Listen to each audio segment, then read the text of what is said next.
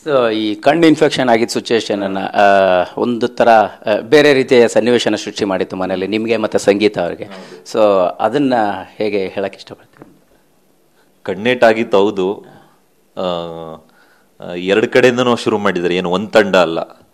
ನಾವು ಸ್ವಲ್ಪ ಮಿಕ್ಸ್, ಏನು ಚಾಕುನ ಸ್ವಲ್ಪ ಚುಚ್ಚಿದ್ವಿ, ಪೂರ್ತಿ ಚುಚ್ಚಿದ್ವಿ ಅಂತ ಏನಿಲ್ಲ. ಅಲ್ಲಿ ಎರಡು ಕಡೆಯವರು ಶುರು ಮಾಡಿ ನಾವು ಸ್ವಲ್ಪ ಮಿಕ್ಸ್ ಮಾಡಿದ್ವಿ ನಮ್ಮ ತಂಡದಿಂದ.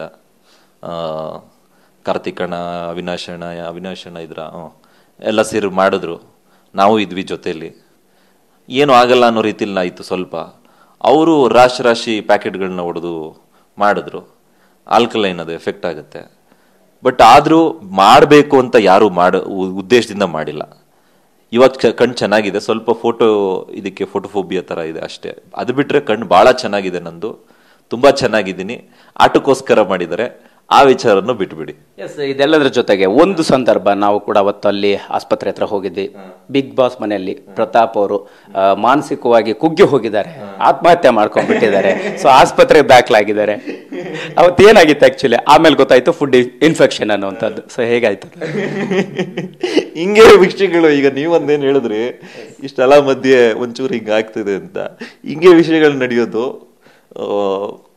ನನಗೆ ಅದು ಯಾವಾಗ ಗೊತ್ತಾಯ್ತು ಅಂದ್ರೆ ಎಲ್ಲ ಮುಗಿಸ್ಕೊಂಡು ಯಾರಿಗೂ ಮುಖ ತೋರಿಸ್ದಂಗೆ ಬ್ಲೈಂಡ್ಸ್ ಹಾಕ್ಬಿಟ್ಟು ಆಂಬುಲೆನ್ಸ್ ಈ ಥರ ಸುದ್ದಿ ಹೊಟ್ಟೋಗಿದೆ ಹೊರಗಡೆ ಅನ್ನೋ ರೀತಿಲಿ ನನಗೆ ಹೇಳಿದ್ರು. ನನಗೆ ನಕ್ಬಿಟ್ಟು ಸುಮ್ಮನೆ ಅದು ಜಾಸ್ತಿ ಮಾತಾಡ್ಬಿಡಿ, ಅದ್ರ ಬಗ್ಗೆ ಮಾತಾಡಬಾರ್ದು, ಹೊರಗಡೆ ಇನ್ಫಾರ್ಮೇಶನ್ ಏನಾಯ್ತು ಕೇಳಕೋದೆ. ಅಪ್ಪ ಅಮ್ಮನ ಜೊತೆ ಮಾತಾಡಿಸಿ, ಅದನ್ನೂ ಮಾತಾಡ್ಸಿಲ್ಲ ಅವರು. ಯಾಕೆಂದ್ರೆ ಅಲ್ಲಿ ರೂಲ್ಸ್ ಆ್ಯಂಡ್ ರೆಗ್ಯುಲೇಷನ್ಸ್ ಆ ಥರ ಇರುತ್ತೆ. ಅಂದರೆ ಯಾವುದೋ ಒಂದು ನಾನು ಸರಿಯಾಗಿ ಊಟ ಮಾಡ್ತಿರಲಿಲ್ಲ ನಿಜ. ಯಾವುದೋ ಒಂದು ಹಳೆ ಊಟ ತಿಂದೆ ಫ್ರಿಜ್ಜಲ್ಲಿ ಇಟ್ಕೊಂಡು, ಫುಡ್ ಪಾಯ್ಸನ್ ಆಯಿತು, ಅದಕ್ಕೆ ದಾಖಲಾಗಿದ್ದೆ. ಏನೋ ಒಂದು ಮಾಡಬೇಕು ಅಂತ ಒಂದಷ್ಟು ಜನ ಸುದ್ದಿ ಹರಡಿಸಿರ್ಬೋದು. ಆಮೇಲೆ ಈಗ ನೋಡಿದೆ ಡಾಕ್ಟರ್ ಎಲ್ಲ ಹೇಳಿರೋದು ಭಾಳ ಹೆಮ್ಮೆ ಆಗುತ್ತೆ. ಇರೋದನ್ನ ನಮ್ಮಂಥವ್ರದ್ದು ಇರೋದನ್ನ ಇದ್ದಾಗ ಹೇಳ್ಬಿಟ್ರೆ ಯಾವುದೋ ಒಂದು ಅನುಮಾನಗಳು ಬರಲ್ಲ, ಖುಷಿ ಆಗುತ್ತೆ ಅಷ್ಟೇ. ಆ ವಿಚಾರನೂ